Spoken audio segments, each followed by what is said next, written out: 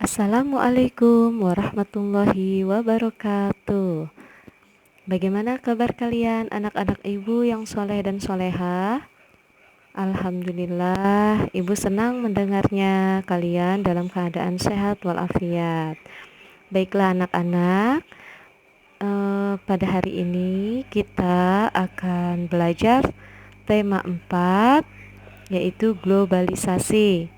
Nah, di tema 4 ini untuk ilmu pengetahuan alam yang akan kita pelajari adalah tentang energi listrik. Tapi sebelumnya, yuk kita bersama-sama membaca doa terlebih dahulu. Bismillahirrahmanirrahim. Rabbi zidni ilman warzuqni fahman. Ya Allah, tambahilah ilmuku dan tertinggikanlah kecerdasanku. Amin.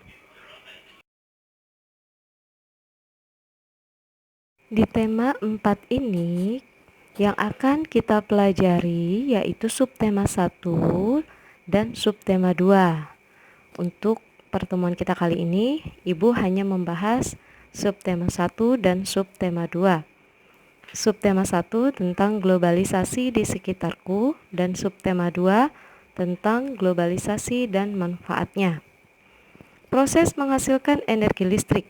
Seperti yang kita ketahui bahwa kebutuhan manusia di era globalisasi ini semakin hari semakin meningkat. Globalisasi mempunyai pengaruh yang sangat besar bagi kemajuan teknologi. Kemajuan teknologi ini karena adanya penemuan-penemuan. Dan ternyata penemuan-penemuan tersebut sangat membutuhkan energi listrik. Energi listrik merupakan energi yang timbul karena adanya arus listrik yang mengalir melalui hantaran. Sumber utama energi listrik adalah pembangkit listrik. Dan contoh dari pembangkit listrik ini adalah salah satunya yaitu pembangkit listrik tenaga air atau yang biasa kita singkat dengan PLTA. PLTA atau pembangkit listrik tenaga air memanfaatkan energi air yang mengalir. Aliran air ini bisa berasal dari aliran air terjun, sungai yang deras, atau pipa-pipa khusus untuk menggerakkan turbin.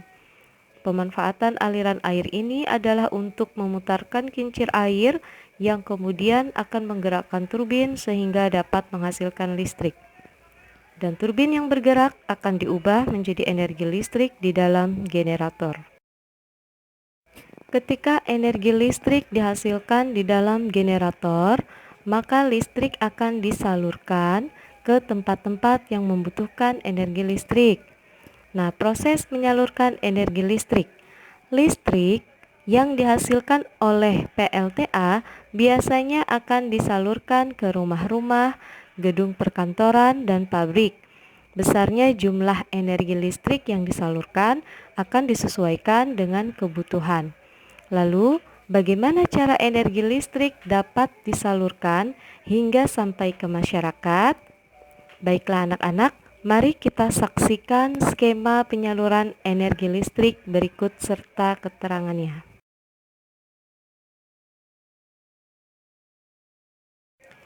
Nah, kita bisa saksikan di sini ada skema penyaluran energi listrik. Penyaluran energi listrik ini keterangannya di situ ada nomor 1, 2, 3, 4, 5, dan 6. Nah, bagaimana sih penyaluran energi listrik? Yang pertama, energi listrik yang dihasilkan oleh PLTA siap untuk disalurkan. Dan yang kedua, energi listrik disalurkan melalui kabel-kabel besar yang terpasang di menara saluran udara tegangan ekstra tinggi atau yang biasa kita sebut dengan SUTEP. Yang ketiga, energi listrik kemudian akan masuk ke dalam transformator, kemudian akan disalurkan ke pabrik-pabrik, dan biasanya pabrik membutuhkan listrik lebih besar untuk memproduksi suatu barang. Yang keempat, energi listrik kemudian akan masuk kembali ke transformator yang berfungsi untuk menurunkan tegangan dengan tujuan agar tidak terjadi kelebihan energi saat disalurkan ke gedung dan rumah-rumah. Nah, yang kelima, penyaluran yang kelima adalah energi listrik dari transformator penurun tegangan diterima oleh gedung perkantoran dan rumah-rumah penduduk. Nah, itu tadi merupakan skema dari penyaluran energi listrik beserta keterangannya. Seperti yang kita ketahui bahwa kebutuhan manusia terhadap listrik semakin meningkat dan memang penggunaan listrik merupakan hak dari masyarakat. Oleh karena itu, setiap orang juga memiliki kewajiban dalam memanfaatkan listrik secara bijak, seperti membatasi waktu menonton televisi. Artinya apa?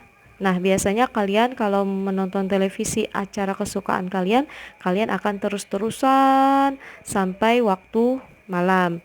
Nah, itu tidak baik karena sama juga dengan pemborosan listrik.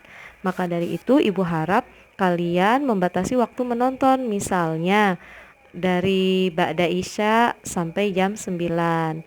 Ya, jangan sampai tengah malam, itu sama saja kita tidak bijak dalam menggunakan energi listrik.